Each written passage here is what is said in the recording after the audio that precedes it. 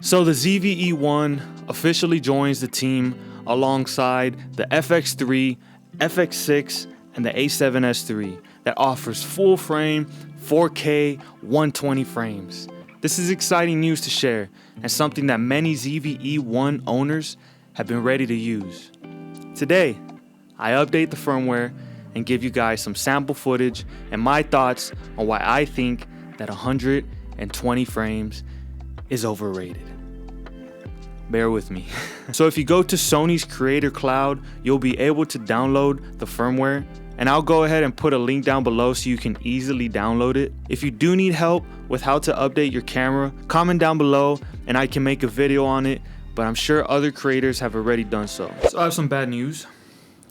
I cannot get the 4K 120 footage because I don't have a V90 card. The only fast card I have is on my A7 IV. I'm sure by the next video I'll have a V90 card, but as of now there will be no sample footage, so I'm sorry. Back to the video.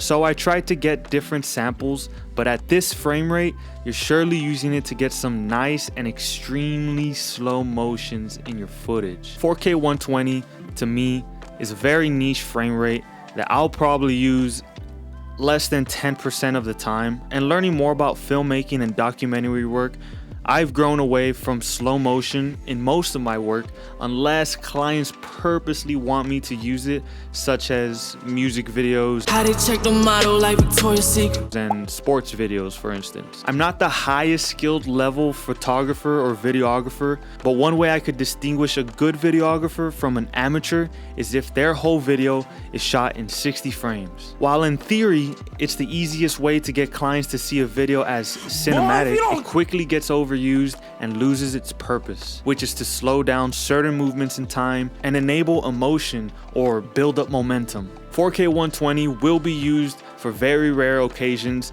and that is why I am not in any rush to incorporate this into my shots. I'll use 4K 120 when I want to capture a basketball getting thrown, or a car tire spinning very fast, or maybe a waterfall at a lake. 4K 120 always gets mentioned next to the FX3 and A7S3 since it's relatively new, but truthfully, this frame rate is just a tool, and the tool can't create the visuals for you. All it can do is aid you in those visuals. If you have the ZVE1, go download this firmware. If you're looking to buy the ZVE1, go ahead and see my last video on why this is a fantastic and fun camera to use, and even compare it to the A7 IV. There's only so much you could do with 4K 120, and with that out of the way, I did want to talk about two rumors that I'm really excited about. The first one is the A6700, which is part of the A6000 series. This is an APS-C form factor Sony camera,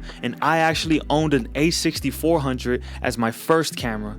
These are great cameras to dive into photography and videography without breaking the bank for a full frame camera, and Sony has done a great job by allowing budget-friendly third-party lenses to choose from. There's an A6700 rumored to come out, and it's supposed to have the same sensor as the FX30, which is a great sensor, and I'm sure it'll come with a lot of the newer features such as AI autofocus and dynamic stabilization. It's also rumored to have 6K 30 and 4K 120, and I'm assuming that's also similar to the FX30 in that regard. If this camera is real and priced reasonably, I think this will be the best spec crop sensor Sony camera to buy in 2023. The last rumor I heard was Sigma released a patent on two lenses.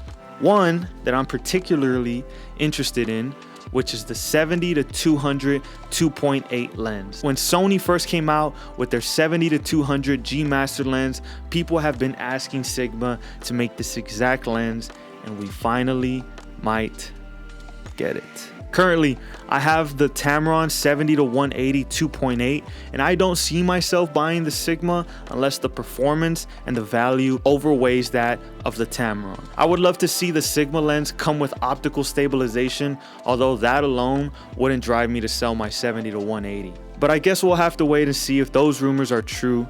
If you think you'll be using 4K 120 more than I will, or you're excited about the rumors I mentioned, leave a comment down below and we could talk about it. It's time for me to get out of here, so go out and shoot something.